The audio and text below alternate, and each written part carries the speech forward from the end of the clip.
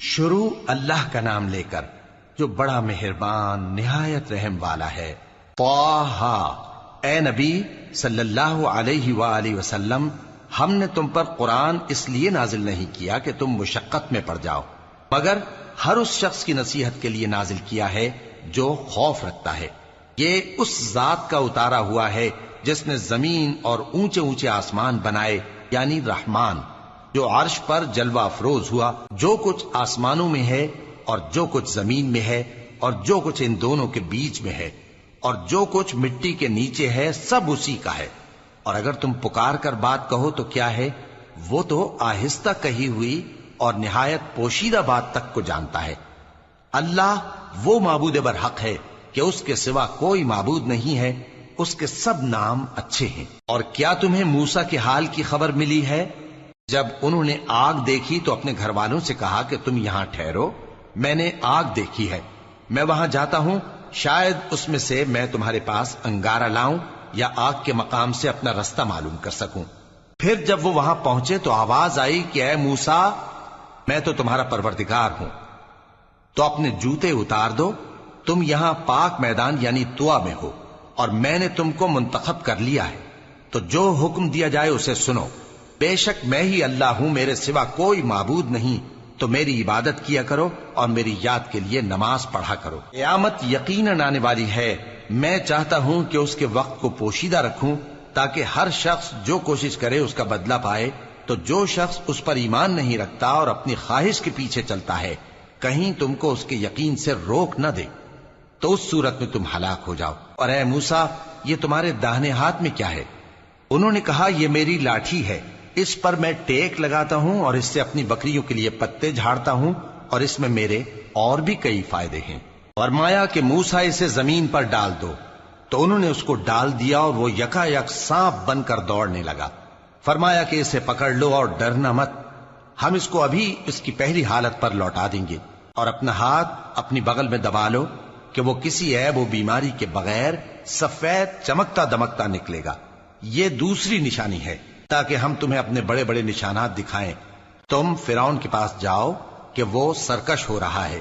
کہا، اے میرے پروردگار، اس کام کے لیے میرا سینہ کھول دے اور میرا کام آسان کر دے، اور میری زبان کی گرہ کھول دے تاکہ وہ میری بات سمجھ لیں، اور میرے گھر والوں میں سے ایک کو میرا وزیر یعنی مددگار مقرر فرما، یعنی میرے بھائی ہارون کو۔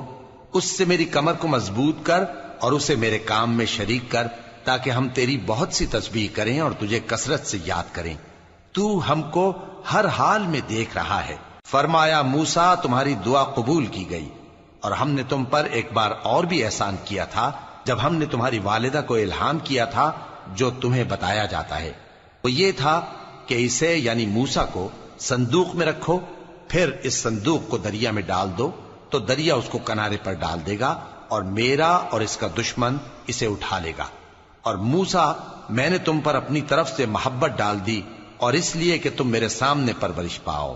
جب تمہاری بہن وہاں فرعون کے ہاں گئی اور کہنے لگی کہ میں تمہیں اس کا پتہ دوں جو اس کو پالے پوسے، تو اس طریق سے ہم نے تم کو تمہاری ماں کے پاس پہنچا دیا تاکہ ان کی آنکھیں ٹھنڈی ہوں اور وہ رنج نہ کریں۔ اور تم نے ایک شخص کو مار ڈالا تھا تو ہم نے تم کو غم سے نجات دی، اور ہم نے تمہاری کئی بار آزمائش کی، پھر تم کئی سال اہل مدین میں ٹھہرے رہے۔ پھر اے موسیٰ، تم ایک اندازے پر آ پہنچے اور میں نے تم کو اپنے کام کے لیے بنایا ہے، تو تم اور تمہارا بھائی دونوں ہماری نشانیاں لے کر جاؤ اور میری یاد میں سستی نہ کرنا۔ دونوں فرعون کے پاس جاؤ کہ وہ سرکش ہو رہا ہے، اور اس سے نرمی سے بات کرنا، شاید وہ غور کرے یا ڈر جائے۔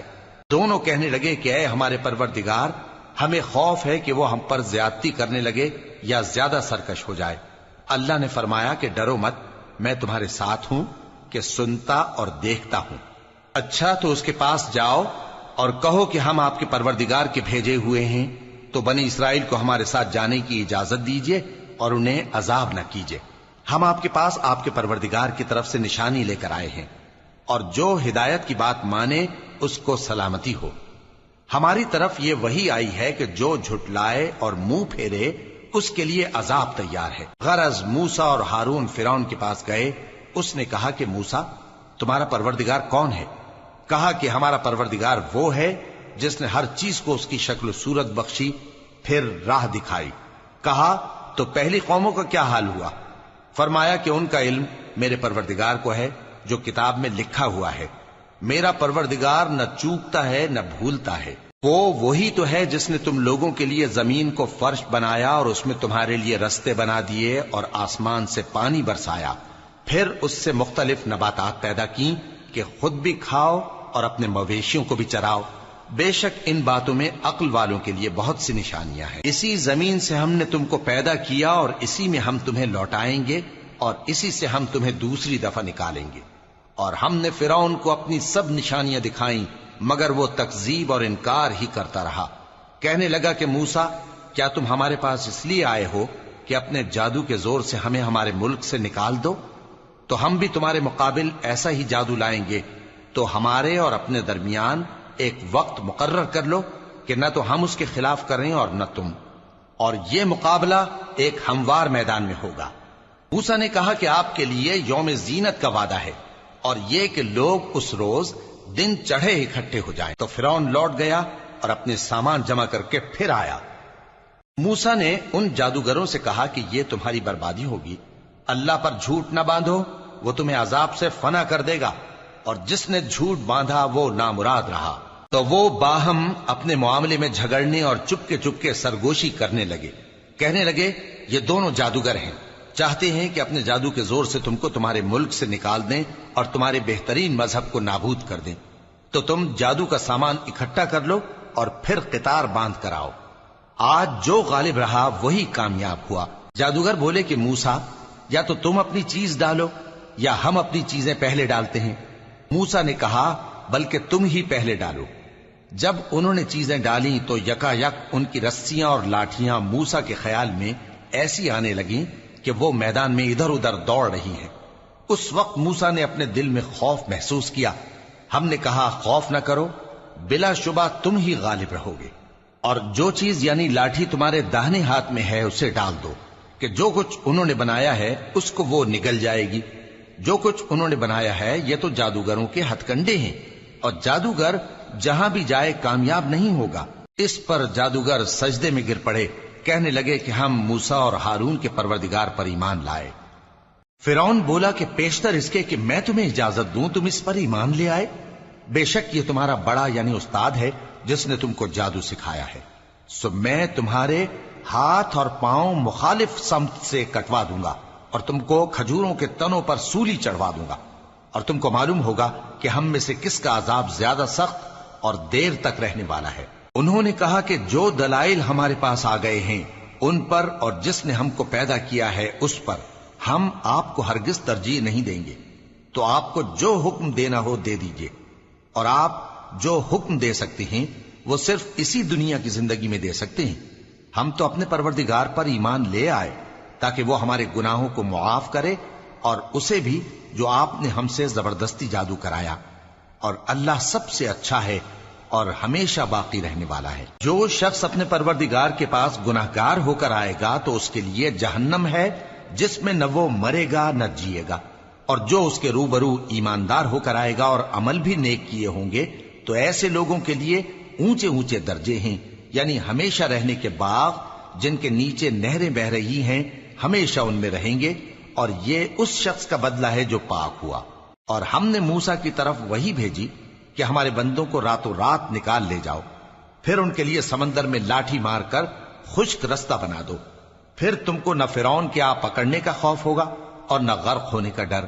پھر فرعون نے اپنے لشکروں کے ساتھ ان کا تعاقب کیا تو سمندر کی موجوں نے ان پر چڑھ کر انہیں ڈھانک لیا یعنی ڈبو دیا، اور فرعون نے اپنی قوم کو گمراہ کر دیا اور سیدھے رستے پر نہ ڈالا۔ اے آل یعقوب، ہم نے تم کو تمہارے دشمن سے نجات دی اور تورات دینے کے لیے تم سے کوہ طور کی داہنی جانب مقرر کی اور تم پر من اور سلوہ نازل کیا، اور حکم دیا کہ جو پاکیزہ چیزیں ہم نے تم کو دی ہیں ان کو کھاؤ اور اس میں حد سے نہ نکلنا، ورنہ تم پر میرا غضب نازل ہوگا، اور جس پر میرا غضب نازل ہوا وہ ہلاک ہو گیا۔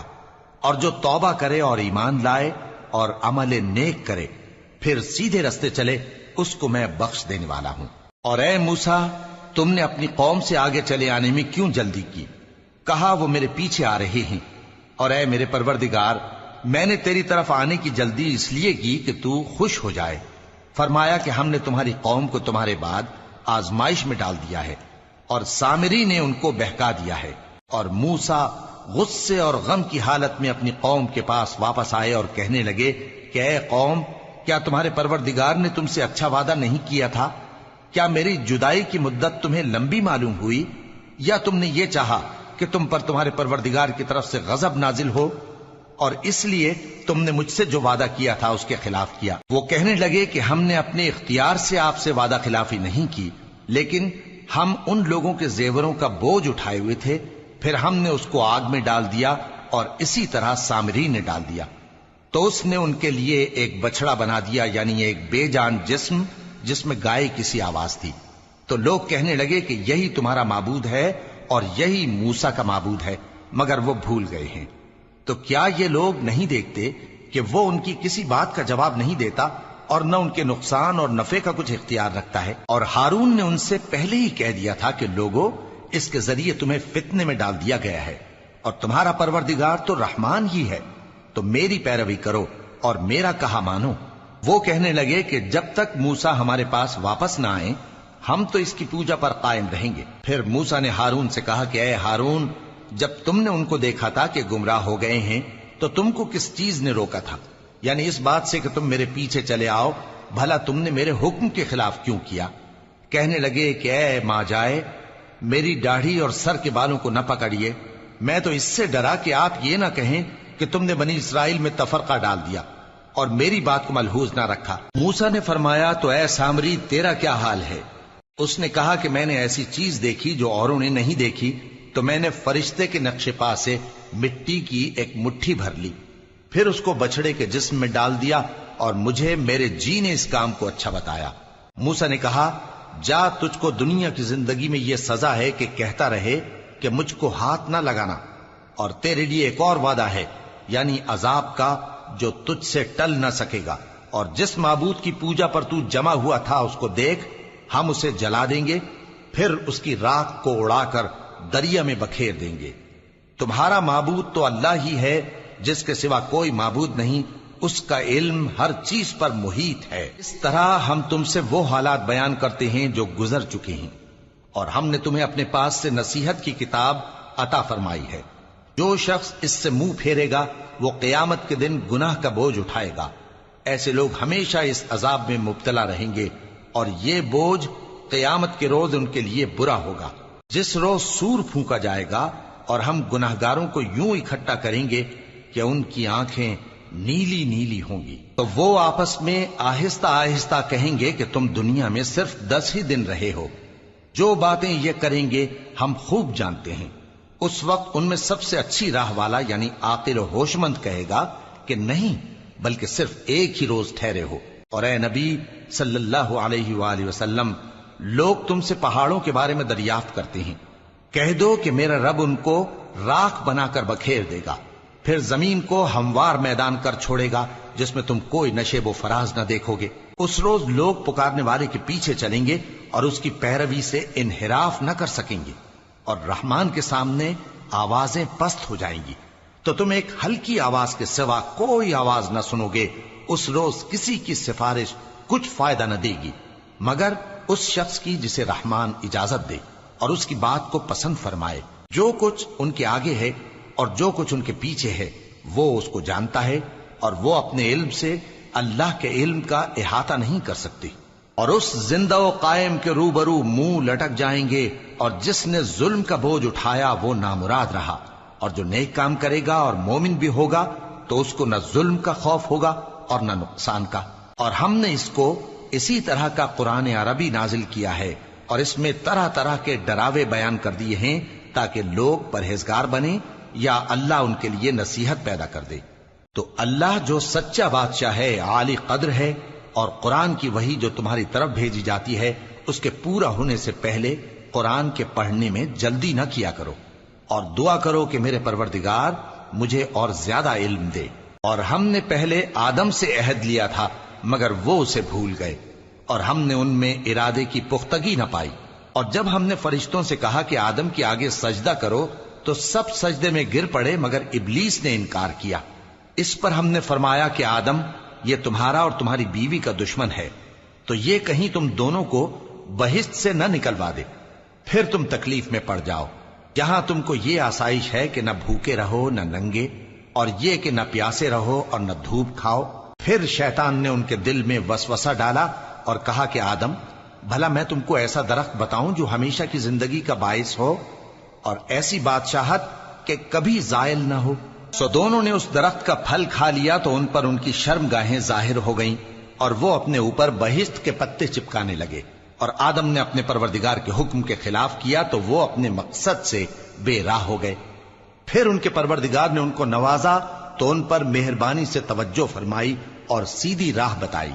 فرمایا کہ تم دونوں یہاں سے نیچے اتر جاؤ، تم میں بعض کے دشمن ہوں گے، پھر اگر میری طرف سے تمہارے پاس ہدایت آئے تو جو شخص میری ہدایت کی پیروی کرے گا وہ نہ گمراہ ہوگا اور نہ تکلیف میں پڑے گا، اور جو میری نصیحت سے منہ پھیرے گا اس کی زندگی تنگ ہو جائے گی، اور قیامت کو ہم اسے اندھا کر کے اٹھائیں گے۔ وہ کہے گا کہ میرے پروردگار، تو نے مجھے اندھا کر کے کیوں اٹھایا؟ میں تو دیکھتا بھالتا تھا۔ اللہ فرمائے گا کہ ایسا ہی چاہیے تھا، تیرے پاس ہماری آیتیں آئیں تو تو نے ان کو بھلا دیا، اسی طرح آج ہم تجھ کو بھلا دیں گے۔